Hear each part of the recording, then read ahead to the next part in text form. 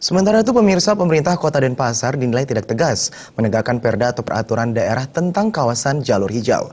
Hal ini terlihat dari semakin banyak jalur hijau di Kota Denpasar yang beralih fungsi menjadi bangunan.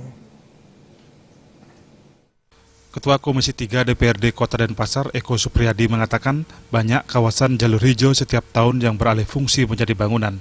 Padahal kawasan jalur hijau dilarang untuk dialihfungsikan menjadi tempat membangun yang tertuang dalam perda kawasan jalur hijau. Beberapa kawasan jalur hijau yang berubah fungsi menjadi bangunan terjadi di kawasan Desa Peguyangan, Penateh, serta di kawasan Sedap Malam, Kesiman.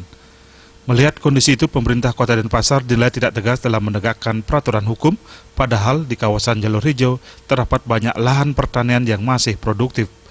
Dengan maraknya pelanggaran kawasan jalur hijau, muncul kesan terjadinya pembiaran.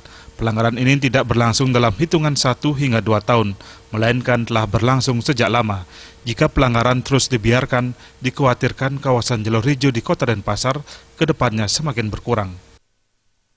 Terjadi untuk pencaplokan, boleh dikatakan penyerobotan, yaitu untuk lahan-lahan hijau ini ada ketegasan, baik itu yang dilakukan oleh aparat kita, yaitu SKPD kita seperti DTRP, kemudian Satpol PP, dan juga nantinya dari Dinas Pertanian juga melaporkan hal ini karena Dinas Pertanian sangat terkait, yaitu menjaga untuk lahan hijau ini karena menyangkut bidang tugas daripada pertanian ini.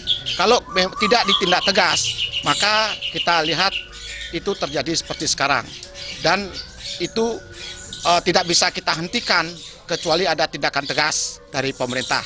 Nah, jalur hijau merupakan bagian kawasan terbuka hijau di Kota Denpasar yang selama ini menjadi daerah resepan air. Oleh karena itu, keberadaan jalur hijau harus dipertahankan untuk melindungi Kota Denpasar pada khususnya dari ancaman banjir. Supardiana dan Rea, Bali TV.